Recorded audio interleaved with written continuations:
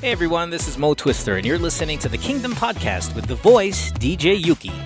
That was the OG, Mo Twister, promoting this podcast. If you like Korean pop culture, or know someone who does, then get into it, and visit our Facebook, Twitter and Instagram pages at the Kingdom Pod PH. We're proud to tell you that this is one of the premier shows to go to for your weekly dose of K-pop. So drop everything and listen to the Kingdom Podcast. Available in all your podcast streaming platforms. Join us! If you like this episode, please rate the podcast 5 stars, 6 and take your dome.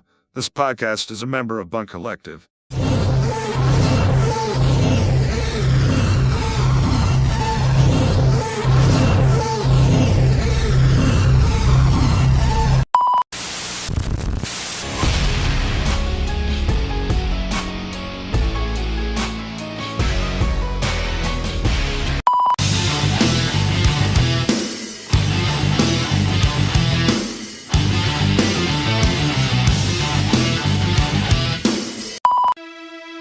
Welcome to your unfiltered Tagalog Wrestling Podcast. And this is the MTV Show Podcast, a wrestling podcast.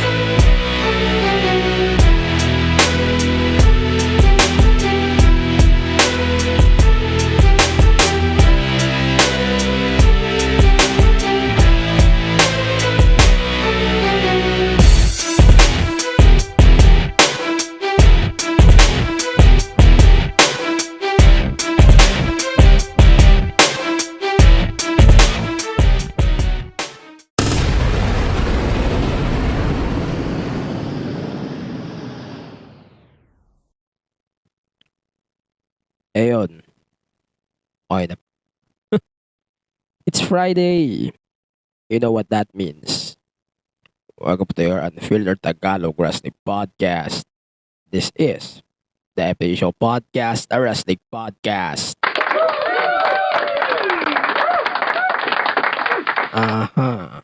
So, Friday na naman. As usual. Walang bago dun. Alam nyo, there's two things na nangyari this week. So, number one, sabi ko nga sa platforms na-announce ko naman, huwag nang asahan na matino yung boses ko last week. And ngayon, kasi hindi pa din talaga. I was trying my best na gawin ko lahat. Pero ito, nandito pa din ako.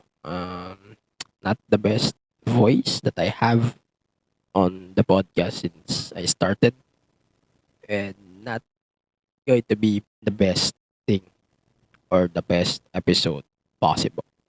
Pero regardless naman, I'm here. I'm fine. Recovering na. Unlike Friday na medyo wala pa talaga ang boses nun dito. Buti na lang meron talaga. Unlike nung araw na yun. It's so good. And for this week naman, pag-uusapan natin of course, wrestling. Kasi this is a wrestling podcast. Obvious naman. Kung hindi masyadong obvious sa'yo, edi hindi. Pero ito, this is a wrestling podcast. And we talk about pro wrestling. And essentially ako medyo chill o mabagal yung intro ko. Kasi sabi ko, hinihini ko yung boses ko. Ayokong masyadong maglalim. No? Baka lumala lalo yung ano ko. Baka sa halip na mawala na, lalo lumala. Yun. So yun, sige. Let's talk about WarGames. Kasi WarGames yung unang na-announce this week. WarGames, then the Grand Slam, then yung kay Logan Paul, kay Roman Reigns. We're going to talk about that whole. And then, whole Grand Slam, we're going to talk about that. Some thoughts on the upcoming Victory Road tomorrow. We're going to talk about that as well on this week's episode of the podcast. Sabi ko nga, yung hindi pa to yung stable voice ko. Wala lang talaga. Meron akong boses, pero kailangan ko siyang hinaan. Because hindi pa siya maayos. tining pa 'to, baka any moment bumigay yung boses ko. So, I'm going to stay here, keep my kid voice, and yun, good. Let's start with the good ones. So, nag-announce si WWE ng WarGames for November. So, they're renaming Survivor Series into Survivor Series WarGames. And ito, I have problems about this WarGames thing. So, they announced two WarGames, men and women. Then, the storylines will not focus on its purpose talaga na brand supremacy. And instead, mag-focus siya sa ibang stories. So, story-driven daw ito. Eto, alam nyo, first thought ko, WarGames is never been a Survivor Series related. Bakit? Walang elimination sa WarGames eh. Wala eh. Kaya nagtataka, kaya nagtataka ako bakit WarGames yung andito. Pero yeah, it's a Triple H tradition. We are getting something new from Triple H naman. And Triple H, nag-expect ako ng madami. Hindi lang ito, hindi lang fight fit, hindi lang ito, hindi lang yung ginagawa niya ngayon sa NXT, hindi lang yung inaasahan natin sa buong WWE. Pero we're expecting a lot.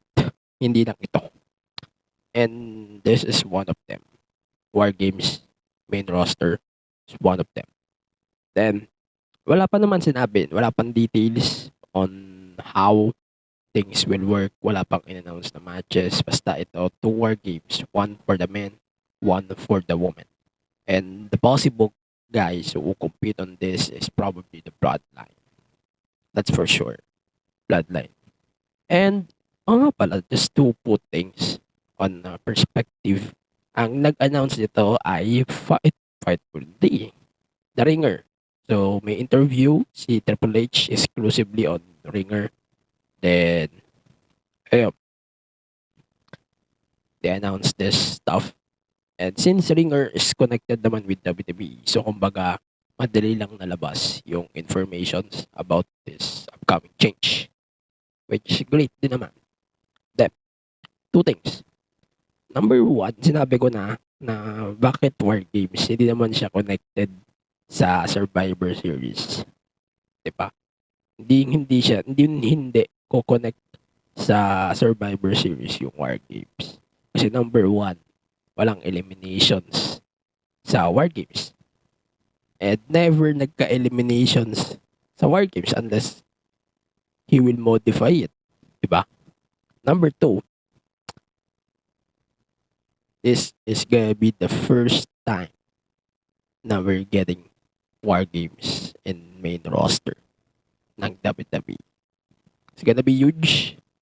It's gonna be prestigious, and I think this is the first time since 2015 na lilingon ang WWE sa current purpose nito na elimination matches or Survivor Series elimination matches sa tradisyon. Hindi nila gagamitin yung traditional na Survivor Series elimination matches. So, it's good.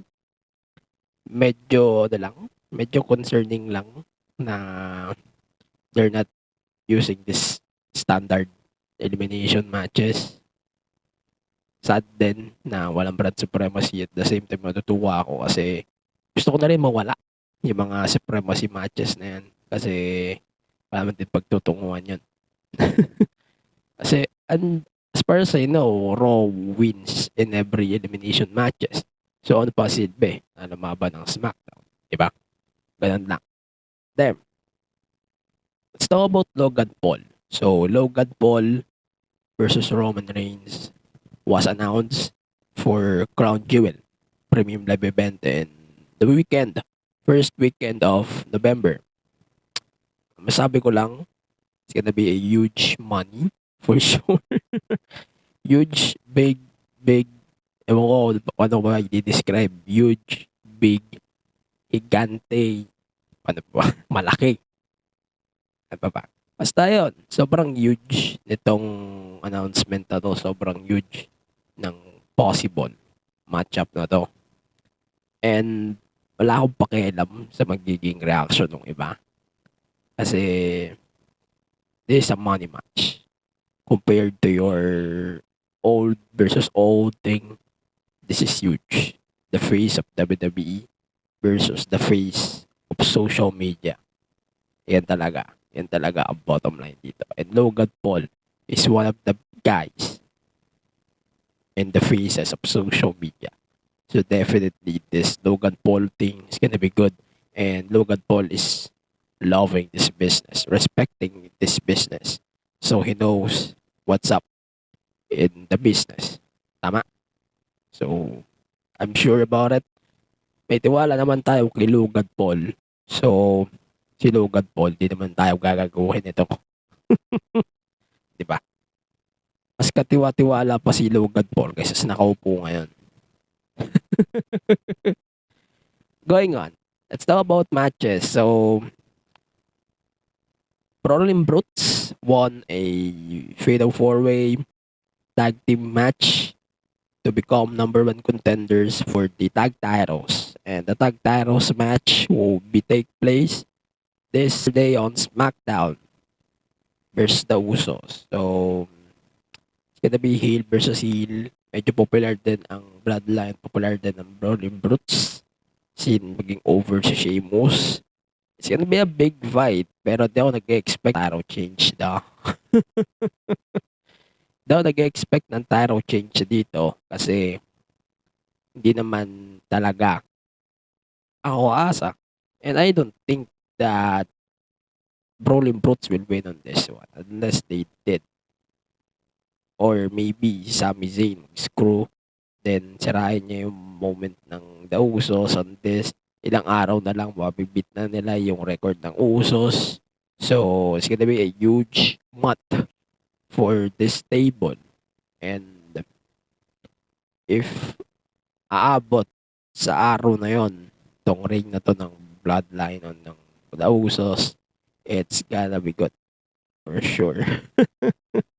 Sana masipan na nila si Sami Zayn ahead of Saudi.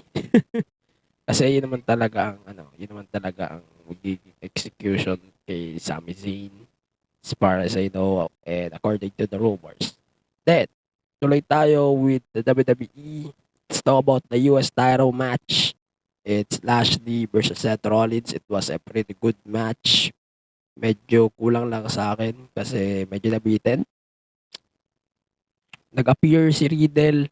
Doon na natapos yung match. It's basically a interruption obviously.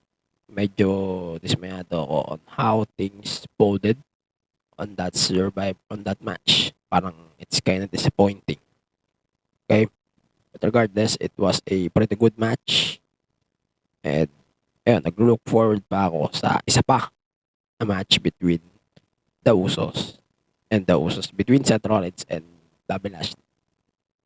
Then, tuloy tayo. We have, ano ba? Hirap basahin ito So, we have Kevin Owens versus Theory. One-on-one.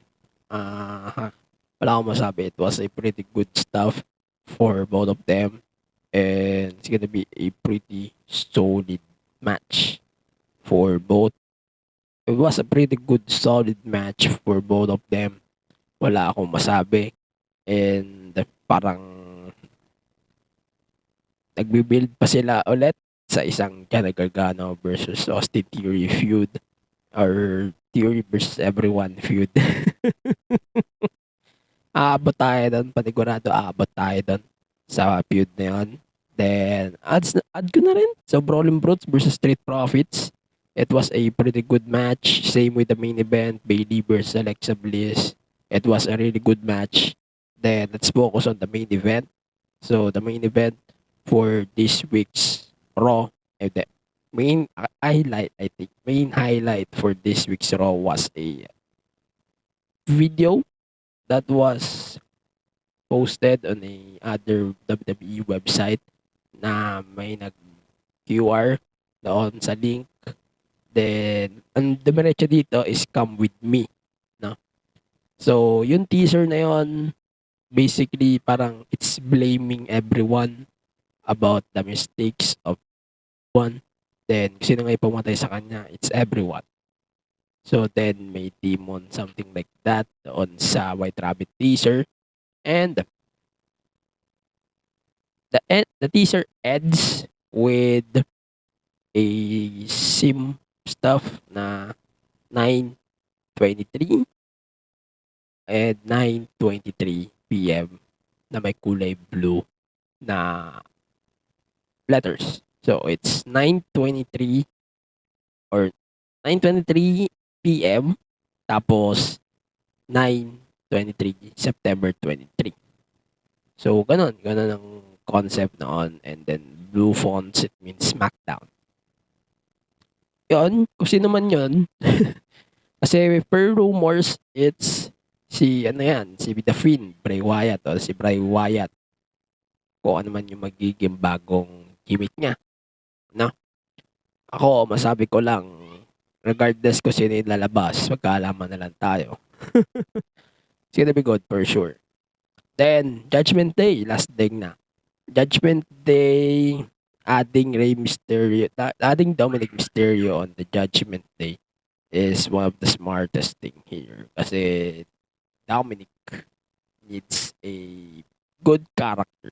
And I think adding Dominic Mysterio on this can enhance or can reintroduce his character. Hindi lang yung magiging lapdog ni Rey Mysterio.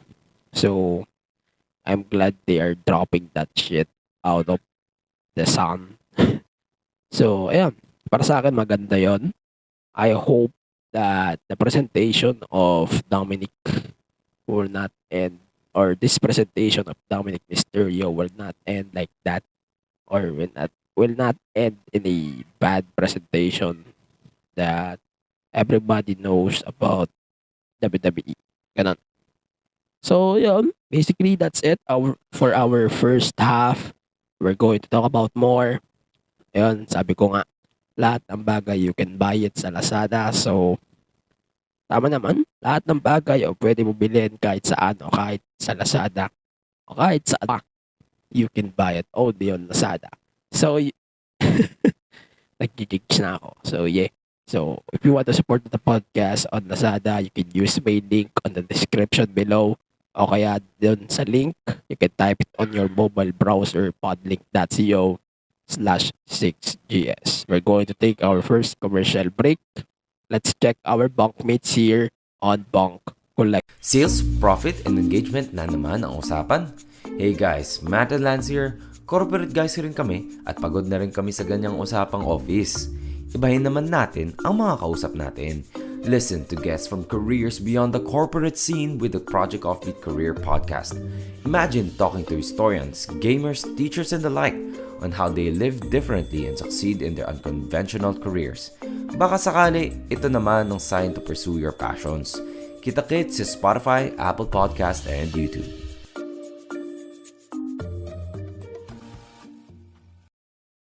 I loved you then, I love you now, and I will continue loving you until I can no longer. You took a part of me until I had nothing left. The old me had to die so the new me could be reborn. I didn't deserve that pain. I deserve love, just not from her. Today, I choose myself. I wanted to tell you, but you weren't there. These are the stories that I wish you heard. Streaming weekly episodes on Apple Podcasts, Spotify, and Google Podcasts. Ayan. So, we're back on the podcast. Yung konting plugs lang. So, like what I said earlier, you can support the podcast na on Gank. So, you can donate and support the podcast on ganknow.com/TheMTGShowPod. As low as $1 a month, you can access to our subscriber-only content. Plus, you can join our discussions and more to come really, really soon. Ayun. So, ganknow.com/TheMTGShowPod. You can donate there kahit via Gcash. So, you can support the podcast on Gank. So, yun lang. Then, let's continue with NXT. So, Nathan Fraser versus Axiom, match number 2. Ito, so it was a pretty good match. It makes sense then on who won that match number 2. Obviously, it's Nathan Fraser. And maglilid ito sa isang match maybe sa NXT doon sa Halloween Havoc. We're going to get that maybe soon. And parang they're building something on these two young talents. Then, let's continue with one of the most important parts of this episode. So, we got Carmelo Hayes at Solo Sikoa. Solo Sikoa was forced to vacate his North American Championship because hindi naman daw siya nakaschedule to compete on that match. So, he decided to surrender the belt. And si Carmelo nag-ask kay Shawn Michaels na to be part, na gusto niya maging part ng ladder match na gaganapin sa Halloween Havoc. So, si Shawn Michaels as former champion, parang binigyan niya ng rematch si Melo. So, he accepted that one. And we're going to reveal 3 more. So, si Oro Mensah ay kasama na rin. Former Oliver Carter is now joining the match as well for NXT Halloween Havoc. Let's continue with the main event of this week's NXT since medyo I'm not that really interested on this week's NXT. So, Tyler Bate and JD McDonough in a match with JD McDonough getting the win. It was a pretty good match. Hindi ako masyadong na-focus dito. So, yeah. Ayun. Plus, nung kinonfront na ni Braun Breaker si JD, may nag-return in the name of Ilya Dragunov. So, Ilya Dragunov made his return. And man, sorry kung mangat boses ko doon. But Ilya Dragunov just made this return without his old gimmick, without his old entrance. Parang bagong-bago na talaga siya. Bago na yung gimmick niya. And yeah, ayun. It was a pretty comeback pero di pa siya gano'n nag-explain. Nag-explain pa siya next week on NXT. And for sure, we're going to get the main event of Halloween Havoc next week then on NXT. Let's continue with our AEW thoughts of the week. So it's gonna be a long episode for AEW. So first, we got a new Ring of Honor champion and Chris Jericho. So Chris Jericho defeated Claudio Castagnoli in a match, mahaba din ito, to win the Ring of Honor Championship. For me, ang complaint ko lang naman dito, bakit dito? Bakit dito nangyari ito? I know kung ilalagay nila kay Jericho yung belt, there's something going to happen in the next few weeks, or probably they're going to introduce something, or they're going to introduce something, maybe the ROH TV show, maybe mas malaki pa doon. Yun ang aabangan natin on that Chris Jericho win. Then, so the Acclaimed won the tag titles from Swerve in Our Glory. So, Swerve in Our Glory no longer tag champions. Swerve is teasing a heel turn. Then the Acclaim is over as fuck. So that's why I can say they deserve the win. Sobrang ganda ng reception for that win. Sana lang nakapitalize ng Tony Khan noong All Out. But regardless, it's a win. And na-acknowledge na rin ni Tony Khan yung popularity ng The Acclaim. So, we know that he will do that shit. So, he is giving that victory a really deserved touch. for that. And plus, ito pa yung pinakamalaking match na sobrang over sa crowd on this episode of Dynamite. So yeah, it's huge. Then, continue tayo. So, there's a women's title match. So, Toni Storm, Athena, Britt Baker, and Serena Deeb. I can say, okay lang. Sakto lang sa akin. Medyo, it's not that interesting to me. Except on this one. So, Saraya, Saraya just made her AEW debut. The former Paige made her AEW debut plus her comeback in the wrestling business. So technically, she's part of WWE not as a competitor, pero it's her first time since 2017 or 18 na nag-appear siya inside a WWE ring. Tama? So, yeah. That's her comeback. And, man, I could say right now, Paige's comeback or Saraya's comeback is gonna be huge. Or this thing is a huge deal for all of the men and women, especially women in the wrestling biz. They know this return is a big deal for everyone, especially in the wrestling business. So congratulations to Saraya for making a big impact in AEW on that return. So continue tayo, Pac versus Orange Cassidy All Atlantic Championship. Nag-expect ako ng magandang laban on this. They got a really good match with a pretty weak ending. Medyo weak yung naging ending ng match nila. It's basically a cheap shot on that hammer. Plus, nag-roll na lang si Pac to get the win. It's basically a cheap way. And may kutob na ako na may isa pa to. May isang match pa to. And yun. So, may isa pang match tayong maasahan on these two guys. Tama? Then, so, John Moxley versus Bryan Danielson. It's gonna be good. It was good. Yeah, it was good. Sinabi ko na to sa TikTok na this Grand Slam is so much better than 2021. And that's insane take. Or that's an insane take to say.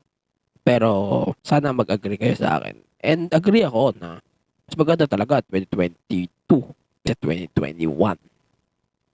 And yeah, kaya na sobrang deserve naman ni Moxley to win.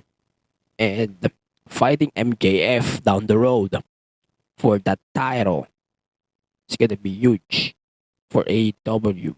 And pag si Davey naman yung nanalo, parang pakaramdam ko, down the line din, matatalo agad siya in a circumstance. So, parang putting the belt on DB is not the wise decision right now. So, that's why they put the belt on Moxley rather than kay Danielson. So, yeah, it's kind of understandable why they did this title change on a Dynamite. Tama? Oo. So, medyo understandable siya sa akin na yung situation na yun. And kung makukuha pa natin yung MJF win probably on a pay-per-view, sure naman. Oo, mas sure natin yun. And sige na good. So, final, let's talk about this shit. So, short lang before we end this episode. Medyo may lang, pasensya na. Kasi, like what I said, hindi pa stable yung boses ko. So, pawpawin nyo. Medyo ibang-iba. So, continue natin. There's a CM Punk rumor right now na they want to buy out CM Punk's AEW contract. Ang nagsabi nito is from PW Insider, as far as I know. And hindi pa natin nakukonfirm o hindi pa nakukonfirm ito ng Fightful or ni SRS. So, According to on that note, AEW is planning to buy CM Punk's contract with AEW. So, di na siya magkukumpit, di na siya magpapakita in the company. Instead, they're going to buy his contract. Instead, for now, I'm going to say that take that with a grain of salt. And yun, take nyo muna yun with a grain of salt. Marami pang pwede mangyari o marami pang pwede ma-debunk after of that news. So, yeah.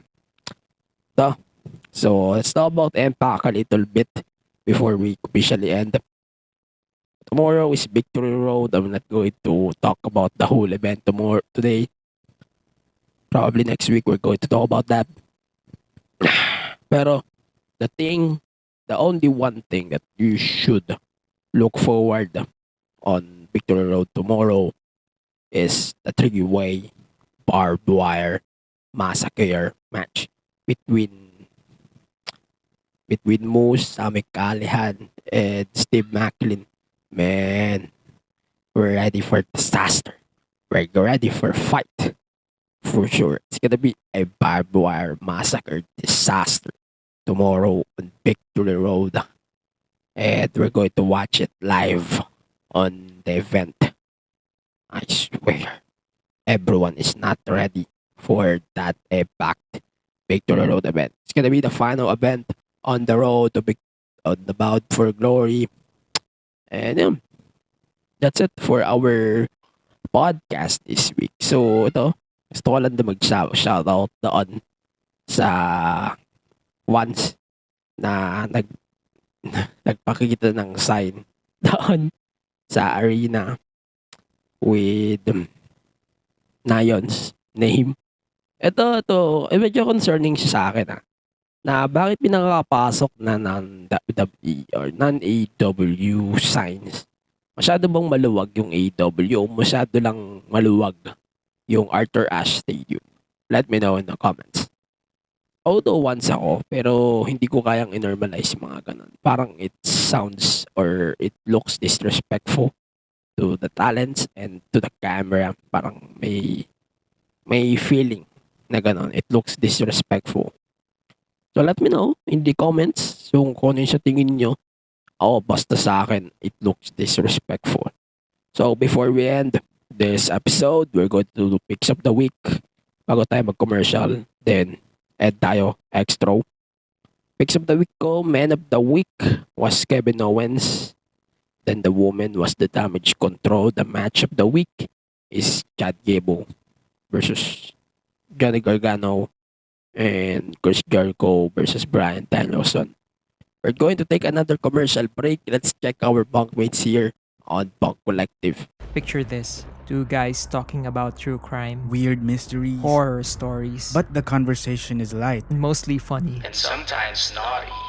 This is Cripsilog, a Spotify exclusive. I'm Gideon. And I'm Glenn. And we're serving huge portions of horror and true crime twice a week. We'll make sure your cravings are satisfied. And you'll be begging for more. Char.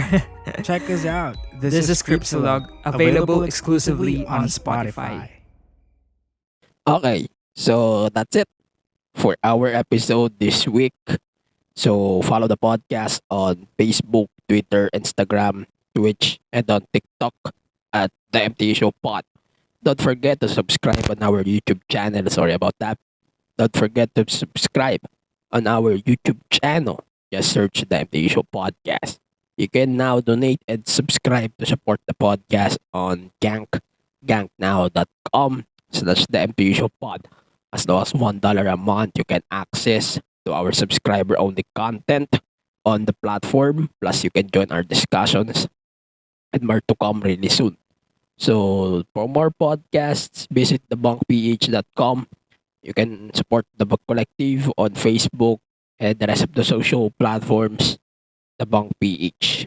Then, this podcast is available on Spotify, Apple Podcast, Google Podcast, and the rest of the podcast platforms and on the podcast app.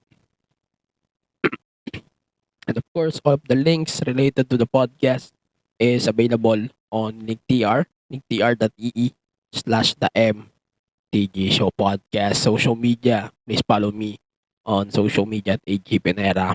And please support our local scene. As far as I know, they uploaded the part 1 of the MWF Road to Fate on ganknow.com/Manila Wrestling Fed or ManilaWrestling.com. So that's it for our short episode of the podcast. Medyo di pa rin ako stable. Ayan, gaano na nga ang aking inalamunan. So, yeah. Stay safe. Stay reso. This episode 127 in cooperation with Punk Collective. See you on the next one. Bye-bye.